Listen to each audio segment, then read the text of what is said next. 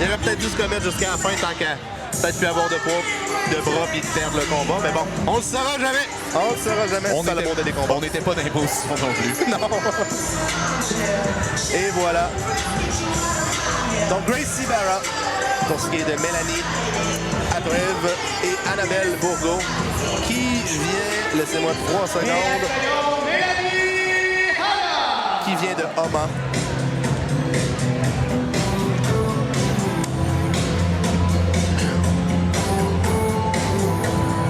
Pour un combat de Montréal.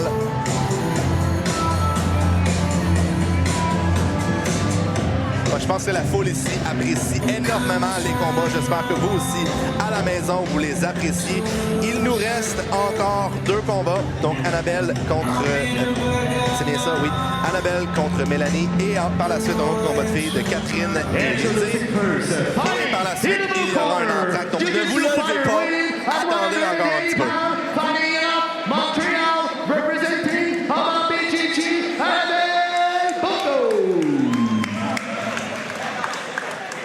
Introducing your opponent, fighting in the red corner, a jiu-jitsu fighter weighing at 170 pounds, fighting out Montreal, representing Gracie Barra, Empty Hill, Melanie Hanna.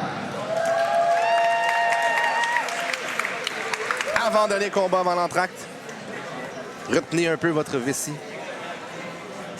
Si vous êtes à la maison. Et c'est parti!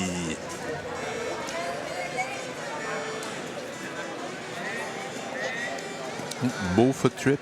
On voyait ici justement le Mélanie de Gracie Barra là, qui bougeait beaucoup. Puis ça a joué contre elle. Là. Elle s'est fait faire une petite jambette. Là. Quand on parlait justement du combat de Ève qui bougeait pas beaucoup, quand on fait beaucoup de mouvements comme ça avec nos pieds, puis nos pieds n'arrêtent pas de décoller du sol, si on tombe contre quelqu'un qui est un petit peu savant avec les foot trips, là, ça peut être à notre désavantage de bouger autant. On peut presque se lancer soi-même oui. dans une jambette. Là. S'enfarger dans ses propres pieds. Oui, c'est ça, exactement. Je suis victime de ça aussi. Ah ouais? Les filles sont agressives, hein? Tu le sens-tu? Il y a une petite énergie, il y a une petite animosité, là. Tout à fait, mais on n'a pas... on a l'air de chercher beaucoup de grippes différentes, mais pas vraiment de contrôle. C'est comme une guerre de qui prend le poignet de qui. On devrait appliquer un peu plus de pression là, au niveau de la tête.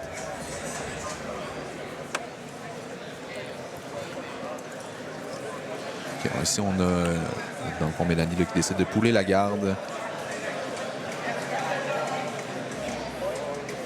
Donc, son turtle défensive encore. Exact. Elle a essayé de créer un contact avec sa jambe, en fait, puis son adversaire a juste contourné ses jambes. Là, elle est obligé de forcer de donner la tortue pour ne pas se faire passer la garde, tout simplement.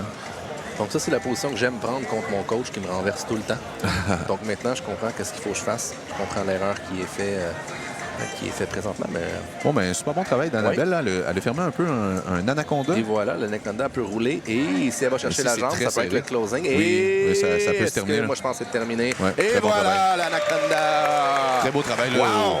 Dans le front headlock, décide d'aller fermer l'anaconda rapidement, tourne sur elle-même. Très beau travail.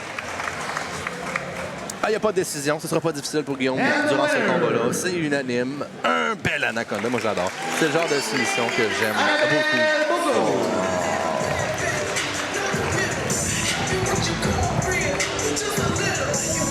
Je pense qu'il y avait un peu de nervosité dans ce combat-là. On le voyait que les deux adversaires là, jouaient un peu à prendre les poignets sans nécessairement prendre une position avantageuse pour ensuite justement aller vers donner une garde là, qui n'était pas très active. Donc je pense que c'est la nervosité du grand match qu'on est les seules personnes qui sont en train de compétitionner. Écoute, c'est tellement un environnement qui est stressant, surtout quand tu es habitué de compétitionner ou de juste pas compétitionner du tout, d'essayer d'aller dans un événement comme ça où est-ce que c'est streamé, il y a beaucoup de monde qui regarde, ça met de la pression. C'est grand, il y a un